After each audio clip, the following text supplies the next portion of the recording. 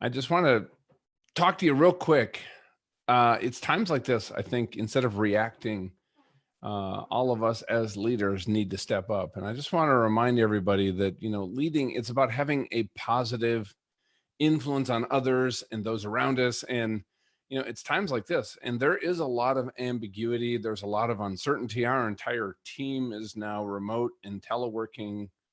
Many of you know my father passed away a couple weeks ago. The funeral is supposed to be this Friday. We don't even know if we're able to go to the funeral. But with that, I've talked to a lot of my clients. They've been calling me, talking to my friends, and you know what? Business is continuing and it's still going on. And there's companies, some of my friends' companies, they're required to travel, they're required to work, or the business would just have to stop. And when 9/11 happened, I was managing a large group across 6 states. When that happened, instantly we had to figure out how to create and develop a remote working environment and teleworking. And one of the most essential things about this was our communication plan, because effective communication is absolutely essential for remote teams. So that's what we're going to be talking about today is what are the 7 tips for improving communication for remote teams, because we really have some unique challenges. When you're in the office, we have a team right now of 4 and we have 7 coaches that are certified with Beyond Influence. And you can't just walk down and have a quick check-in. You can't have face-to-face meetings and build the relationships and really kind of gauge what people are doing. And here's something just to share with you. Communication for remote teams, when people are teleworking, it's going to take more thought and more planning and more intentionality than you've probably been doing so far. And by putting a strategy in place, your communication with your team can actually be just as effective, and maybe even more so because of your intentionality, than working in an office. Okay. So what happened was, over time, as we implemented this after 9/11, I was with a very large Fortune 100 technology company. We were able to maintain our culture, maintain our level of productivity. We actually grew during that period of time, as far as I think a lot of measures. Revenue was down just because of what happened with the economy. But you know what? We got through it and everybody stayed on the team. So here's the first one. Here's step number 1, and that is to create a communication plan. So communication with a remote team doesn't happen organically, like when you're in the office, or you can pull somebody aside or have a conversation. There has to be a plan driving it. Everybody needs to be, and this is a conversation you can have with your team, more proactive and have a schedule on when we're going to talk one-on-one or with a team. You don't want to have it all of a sudden like, oh my gosh, it's been a week and I haven't talked to Bob, or I wonder how Susan's doing, right? It can't be an afterthought. The other part about the communication plan is with the team meeting. You probably already do one. It's going to be weekly. So create a structure right now that's going to be really valuable for everybody. Check in on projects, celebrate wins and challenges. And also, this is going to be a time where I think it's really important to talk about how people are doing, what's going on, how is this affecting their life personally, professionally, what's going on with relationships. This is a time where we really need to come together and support each other. Also, part of that communication plan, schedule one-on-ones with your folks. And if you're working on a team or you have a cross-functional team with your peers, schedule times one-on-one, even if it's 15 or 20 minutes, if it can be that short, where you actually just have times to check in, talk about project-related issues, personal check-in, how they're doing, right? If there's somebody that reports to you, you can talk about how their job environment's doing. Is there anything you can do to serve and support them, as maybe they're new to being a remote worker? Okay. Now, so here's some things to include also when you're talking as a leader to a team. Have a conversation with your team about, what does good communication look like? What is good communication? Now, let's say I'm working from home. This is my home office. What does good communication to me look like with what I have at home?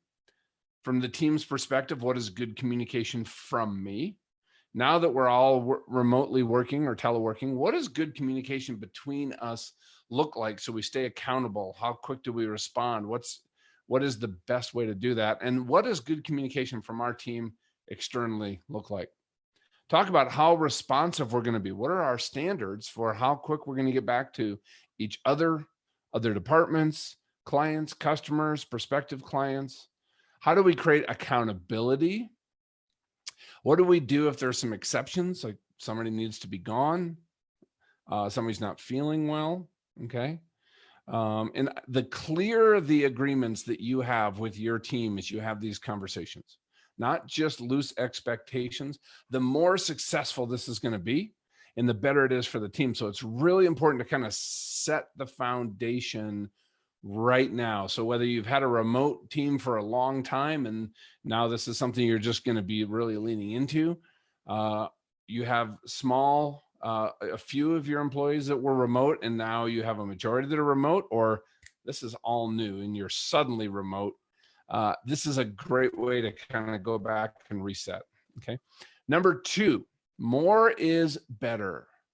There's no such thing as over communicating with a remote team, but you got to find the best way to do it. Okay. The more you communicate, especially in an environment like now, the more you're going to build trust.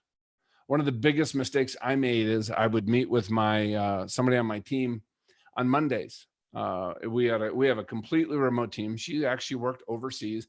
I'd give her all of her tasks and everything that she needed to do, and then we would only check in via Slack once or twice a week. And as she got busy, that actually started to drop, and we actually lost a personal connection. And over a period of months, it actually just wasn't working anymore. We finally talked and she'd actually already moved on. That was my mistake by not communicating enough.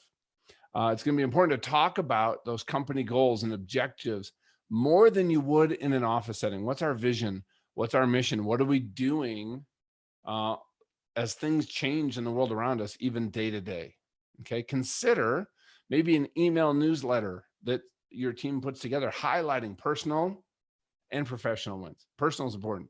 Maybe a quarterly town hall with all your people. Maybe even do it more often with everything going on right now. Have something where you can share new job openings and promotions. Okay, this is really about being proactive with your people.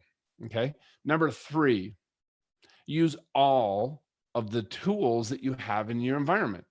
What are the appropriate tools? Do you use Microsoft Teams? We use Monday, we use Zoho CRM, Active Campaign, and we use Slack a little bit. We're actually moving away from Slack for something else, but understand the tools that you have: email, instant messaging, video apps, and talk about how to best use these with your team. Okay. Number 4, and that's fostering an environment of trust. Trust is absolutely the foundation of creating a high-performing remote team. Now, my recommendation is moving into this environment is to manage based on work results versus hours clocked sitting at a desk, because life is a little bit crazy right now. So what I do with my team is we sit down and we look at everything that has to be done during the week. It's about 40 to 50 hours worth of work if somebody was sitting here at the desk. And we have agreements on exactly when certain pieces are going to be due and when they're due by. And I leave it up to my team to make sure they have what they need, the tools, the training, and the experience to get their work done. And we manage based on results versus hours. That has worked really well for us. The other one is you have to give trust to your people to get trust. And that is about delegation. So make sure you've given your team what they need to succeed, and just let them loose to do their best work without micromanaging, but then also check in to make sure that work is what you expected. That is why being in agreement is so important. When you establish projects, make sure you have check-in times on milestones. Now, as the leader, it is your responsibility to communicate this communication plan. Okay, if somebody is slipping on that, or you have a group that because this is a change in habits, I want you to remember you teach what you tolerate. Okay, so this is a time for you to model great communication, great trust, and also require that of your people. Encourage them to do that. Number 5, a quick one: time zones. Might sound like a minor issue, but this has totally messed up some of our meetings before. Our team is across 7 time zones, believe it or not, because we have people outside of the country. Sometimes this can be a big challenge for your team. Also, think about when you're scheduling a team meeting, you might be in Chicago. You schedule that for 8 in the morning and just put it out there for the team. Well, if you have people in California, that's 6 in the morning. What if they have kids and they have to get up and help the kids get ready? So just be aware of that. Use a calendaring app that takes into account all the time zones and find those times that work for everybody. Okay. Use video calls to build relationships. Our team jumps on Zoom all the time. I would rather walk down the hall 20 feet and just sit down with somebody and have a face-to-face meeting. But I've been building virtual relationships. I have clients and teams that I've worked with via Zoom that we have honestly not met in person. We've developed incredible relationships, and video calls are the best way to do that. So if you don't have Zoom, look at other tools you have in your environment to do that. Use it for one-on-one meetings, group meetings, breakout meetings. Okay. Now, number 7, I really want you to think about this. I want you to really focus on being relational, especially in times like this. Online meetings can definitely be more efficient than in person, but we need to slow down. I think take some time to be personal.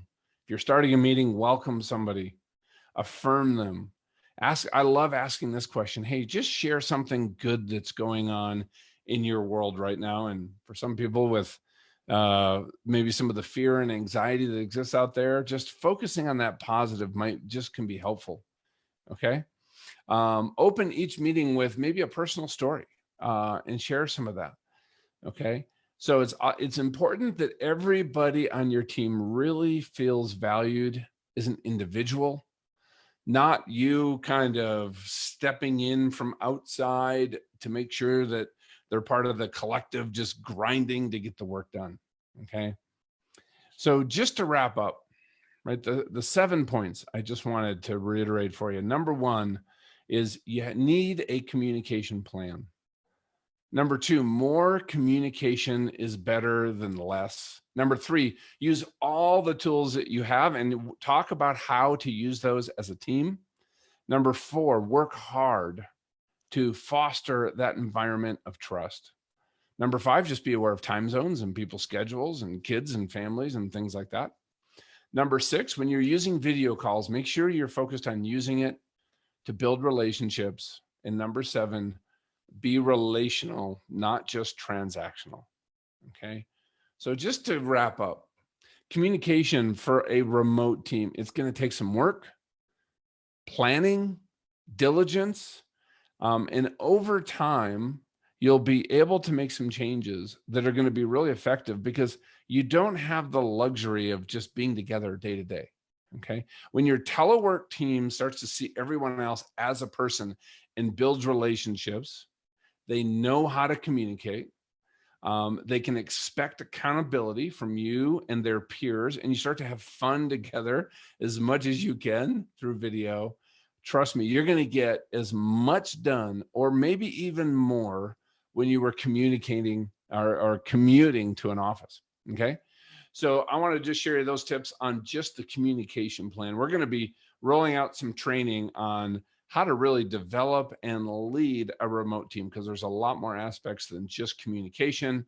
But I really hope this was helpful, especially in this environment, because you know what, if we need to keep moving forward, especially what's happening in the world right now. If I just stopped and had to shelter in place, that would be really hard for me. So I have to just keep figuring out what can I do next to serve people in my world, my universe, even if it's remotely, my family, in a way that just honors God, honors what I've been asked to do. So I just wanted to share that with you. All right. If you have any questions, please post them below.